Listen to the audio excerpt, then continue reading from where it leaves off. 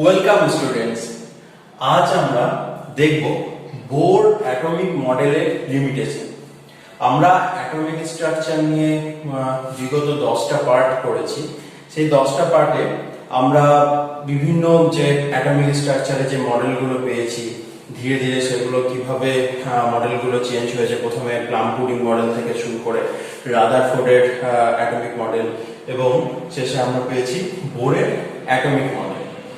বোরের পরমাণু মডেলের ক্ষেত্রে আমরা বিভিন্ন কক্ষপথে নিউক্লিয়াসকে ঘিরে যে ইলেকট্রন মহলটা রয়েছে, সেখানে সেই বিভিন্ন কক্ষপথের ক্ষেত্রে তার রেডিয়াস বা ব্যাসার্ধ, সেই কক্ষপথে অবস্থিত ইলেকট্রনের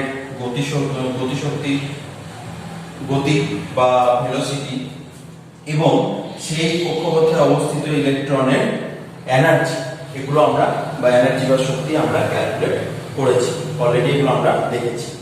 তো বোর অ্যাটমিক মডেল যেটা বেসিক ছিল প্ল্যাঙ্কের কোয়ান্টাম তত্ত্ব, যেটা রাদারফোর্ড ব্যাখ্যা করতে পারেননি, যে একটা পরমাণুর সুস্থিতি বা সুস্থিতিকরণ যেটা রাদারফোর্ড ব্যাখ্যা করতে পারেননি, সেটা বোর অনেকাংশে সমাধান করেছিল এবং সেখানে ইলেকট্রনগুলো নিউক্লিয়াসকে ঘিরে কিভাবে অবস্থান করবে, নিউক্লিয়াস থেকে কত দূরে অবস্থান করবে, সেখানে ইলেকট্রনের গতি কি হবে এবং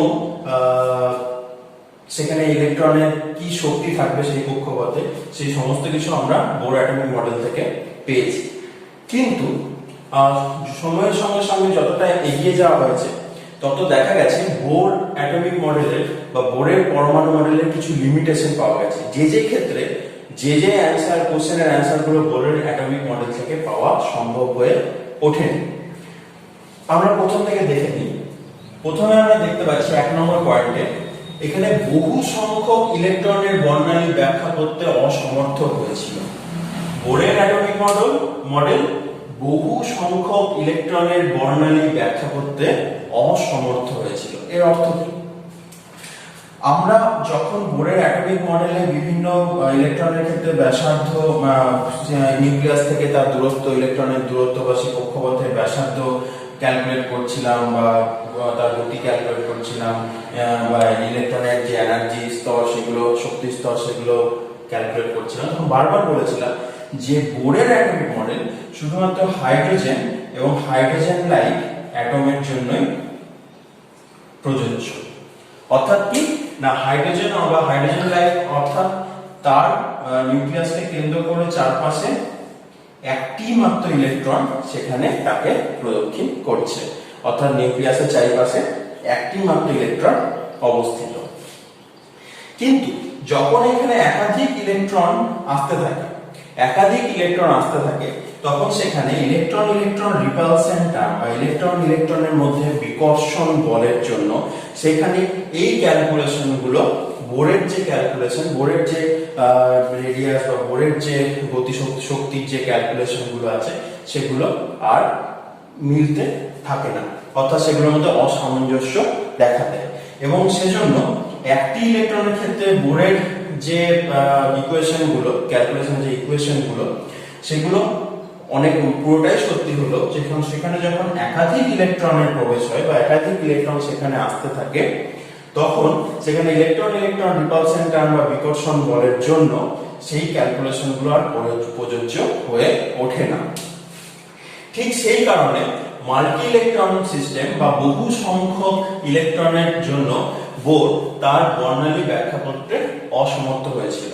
বর্ণালী মিন্স স্পেকট্রাম মিন্স এখানে নিউক্লিয়াসকে কেন্দ্র করে যে সমস্ত কক্ষপথগুলো আছে, যখন ইলেকট্রন সেখান থেকে শক্তি গ্রহণ করে উচ্চ শক্তি স্তরে যায় বা ইলেকট্রন শক্তি বর্জন করে নিম্ন শক্তি স্তরে ফিরে আসে, তখনই সৃষ্টি হয় স্পেকট্রাম বা বর্ণালী। এখন মাল্টি ইলেকট্রনের ক্ষেত্রে এই যে শক্তি স্তরগুলো, সেগুলো অনেকটাই চেঞ্জ হয়ে যায় ইলেকট্রন বিকর্ষণ বলের জন্য বা রিপালশনের জন্য। তো সেখানের ক্ষেত্রে আর এই গ্যাপগুলো আগের মতো থাকে না, যেগুলো বোরের ক্যালকুলেশন থেকে যে অরবিটের আমরা ক্যালকুলেশন দেখেছি, সেখানে রেডিয়াস বা ব্যাসার্ধ যেটা পেয়েছি, এই ক্ষেত্রে সেটা আমরা পেয়ে থাকি না, সেটা চেঞ্জ হয়ে যায়। তো সেক্ষেত্রে যে বর্ণালী বা স্পেকট্রাম পাওয়া যায় তার ভ্যালুটাও বা তার যেটা পাওয়ার ধরন সেটাও পরিবর্তন ঘটে। তাই মাল্টি ইলেকট্রন সিস্টেম বা বহু সংখ্যক ইলেকট্রনের ক্ষেত্রে বোরের পরমাণু মডেল থেকে বর্ণালী ব্যাখ্যা দেওয়া সম্ভব হয়ে ওঠেনি। এখন 2 নম্বরে আমরা দেখতে পাচ্ছি ইলেকট্রনের দ্বৈত সত্তা ব্যাখ্যা করতে পারেনি। বোরের পরমাণু মডেল ইলেকট্রনের দ্বৈত সত্তা ব্যাখ্যা করতে পারেনি। দ্বৈত সত্তা আমরা আগেই দেখেছি ডুয়েল নেচার, অর্থাৎ যে কোনো আমরা যখন প্ল্যাঙ্ক যেটা বলেছিলেন তার যে প্ল্যাঙ্কের দ্বৈত সত্তা নীতি থেকে আমরা দেখেছিলাম যে যখন ইলেকট্রোম্যাগনেটিক রেডিয়েশন আসছে, ইলেকট্রোম্যাগনেটিক রেডিয়েশন যখন এক জায়গা থেকে আরেক জায়গায় প্রপাগেট করে তখন সেটা তরঙ্গ আকারে এবং একই সঙ্গে কণা আকারে যেতে থাকে, যেগুলোকে বলা হয় ওয়েভ প্যাকেট, যেগুলোকে আমরা কোয়ান্টাম হিসাবে দেখেছিলাম। এবং আলোর ক্ষেত্রে যার নাম হলো ফোটন, আলোর ক্ষেত্রে যার নাম হলো ফোটন। এখন এই তড়িৎচুম্বকীয় তরঙ্গ যখন এক জায়গা থেকে এক জায়গায় বিস্তার লাভ করে সেটি যখন দুটি উপায়ে বিস্তার লাভ করতে পারে, ঠিক উল্টোভাবে ডি ব্রগলি তিনি ব্যাখ্যা করেন যখন তরঙ্গের তড়িৎচুম্বকীয় তরঙ্গের ক্ষেত্রে তার দুটি ধর্ম বর্তমান থাকতে পারে তাহলে যে কোনো কণা যার ভর খুব কম, যেগুলো জেনারেলি মাইক্রোস্কোপিক পার্টিকেল, ক্ষুদ্র কণা, অতি ক্ষুদ্র কণা, তাদের ক্ষেত্রেও কণা ধর্ম এবং তরঙ্গ ধর্ম উভয়ই বর্তমান থাকতে পারে। অর্থাৎ কি, প্ল্যাঙ্ক যখন বলেছিলেন যে যেখানে কণা ধর্ম, যেখানে তড়িৎচুম্বকীয় তরঙ্গের সঙ্গে কণা ধর্ম বর্তমান, ডি ব্রগলি বললেন তাহলে মাইক্রোস্কোপিক পার্টিকেল যেগুলো অতি ক্ষুদ্র কণা সেক্ষেত্রে আমরা তার কণা ধর্ম এবং তরঙ্গ ধর্ম দুটি দেখতে পাবো। এখন এই কথাটি ডি ব্রগলি হাইপোথিসিসটি বড় কণার ক্ষেত্রেও বা যে কোনো বিগ পার্টিকেল, ম্যাসিভ পার্টিকেলের ক্ষেত্রেও প্রযোজ্য, কিন্তু সেক্ষেত্রে এই বড় পার্টিকেলের ক্ষেত্রে বা যেগুলো ম্যাসিভ পার্টিকেল, ম্যাক্রোস্কোপিক পার্টিকেল, সেক্ষেত্রে আমরা এই তরঙ্গ ধর্ম দেখতে পাই না। তার কারণে আমরা যখন ডি ব্রগলি হাইপোথিসিস পড়বো বা ডি ব্রগলি প্রকল্প পড়বো তখন আমরা দেখে নেব। কিন্তু এখন আমরা যেটা জানবো সেটা হলো যে নিউক্লিয়াসকে কেন্দ্র করে যে কক্ষপথ, সেখানে ইলেকট্রনটি, যেটা বোরের তত্ত্ব অনুসারে ইলেকট্রনটি একটা রেখা বরাবর ঘুরতে থাকে, কিন্তু অ্যাকচুয়ালি ডি ব্রগলি হাইপোথিসিস অনুযায়ী বা দ্বৈত সত্তা অনুযায়ী ইলেকট্রনটি এখানে তরঙ্গ আকারে ঘুরতে থাকে। অর্থাৎ ইলেকট্রনের ভর কম হয়, এটা একটি মাইক্রোস্কোপিক পার্টিকেল হয়, এর আমরা কণা ধর্ম এবং তরঙ্গ ধর্ম উভয়ই দেখতে পাই। অর্থাৎ তার যে কক্ষপথ, নিউক্লিয়াসকে ঘিরে তার যে কক্ষপথ, সেখানে আমরা তার কণা ধর্মের সঙ্গে তার তরঙ্গ ধর্ম দেখতে পাবো। এখন এই দ্বৈত সত্তা বোরের পরমাণু মডেল থেকে ব্যাখ্যা করা সম্ভব হয়, কারণ বোরের পরমাণু মডেল অনুযায়ী ইলেকট্রনটা একটা রেখা বরাবরই মুভমেন্ট করছিল। যা অন্যদিকে যখন এই দ্বৈত সত্তা নীতি প্রযোজ্য হয় তখন সেখানে আরেকটা জিনিস আবির্ভাব ঘটে, সেটা হলো হাইজেনবার্গের অনিশ্চয়তা নীতি। যখন এখানে ইলেকট্রনের মধ্যে তরঙ্গ ধর্মের যে প্রক্রিয়া বা যে প্রবাবিলিটি সেটা যখন অ্যারাইজ করতে শুরু করে তখন সেখানে ইলেকট্রনকে একটা নির্দিষ্ট স্থানে পাওয়ার যে সম্ভাবনা সেটা কমতে থাকে। সেখানে তখন সে পাওয়ার সম্ভাবনাটা একটা প্রবাবিলিটি বেস বা সম্ভাবনার মাধ্যমে এগিয়ে যেতে থাকে। তখন সেখানে তৈরি হয় হাইজেনবার্গের অনিশ্চয়তা নীতি। সেটাও আমরা কিছুক্ষণ পরের ক্লাসে দেখে নেব যে হাইজেনবার্গের অনিশ্চয়তা নীতি কি। তো বোরের যে পরমাণু মডেল সেটা দ্বৈত সত্তা, হাইজেনবার্গের অনিশ্চয়তা নীতি এবং ডি ব্রগলি প্রকল্প, এই তিনটে ব্যাখ্যা করতে অসমর্থ হয়েছিল বা অক্ষম হয়েছিল। 3 নম্বর, জিম্যান এবং স্টার্ক ইফেক্ট এর ব্যাখ্যা দেওয়া সম্ভব হয়নি বোরের পরমাণু মডেল থেকে। আচ্ছা, জিম্যান এবং স্টার্ক ইফেক্ট কি? এখন আমরা যে রেখা বর্ণালী পাই, আমরা যে রেখা বর্ণালী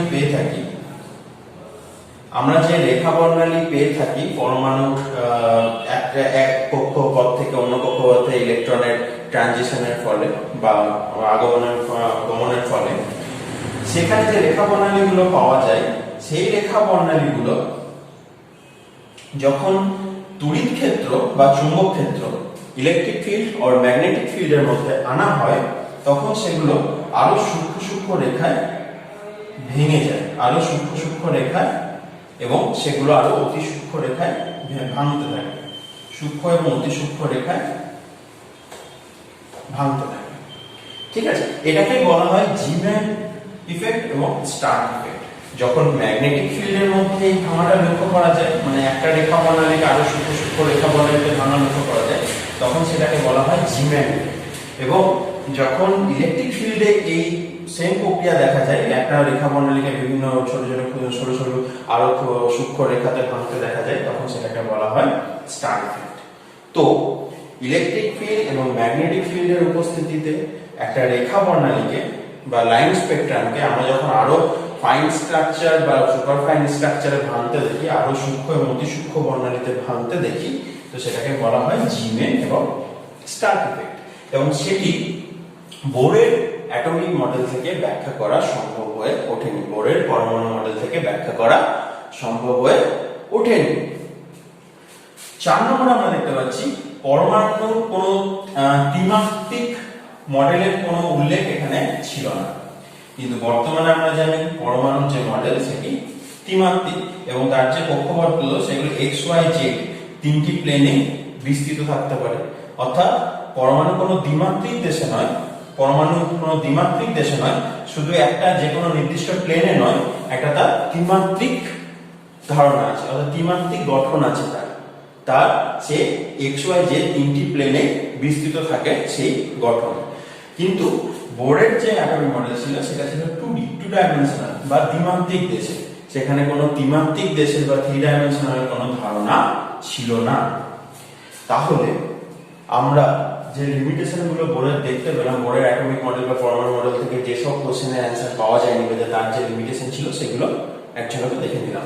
আচ্ছা, এর থেকে আরো অনেক লিমিটেশন ছোটখাটো ছিল, সেগুলো হয়তো উঁচু ক্লাসে অনেকটাই আছে, কিন্তু আমাদের আপাতত 11-12 ক্লাসের জন্য এটুকু যথেষ্ট।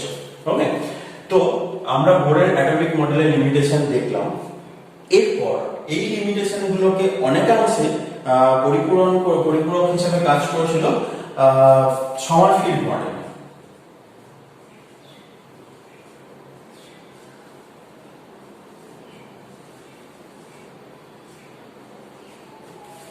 সমারফিল্ড মডেল এই জিম্যান স্টার্ক ইফেক্টের ব্যাখ্যা এবং যে দ্বৈত সত্তার ব্যাখ্যা, সেটা কিছুটা হলো সমারফিল্ড মডেলে আমরা পেয়েছিলাম।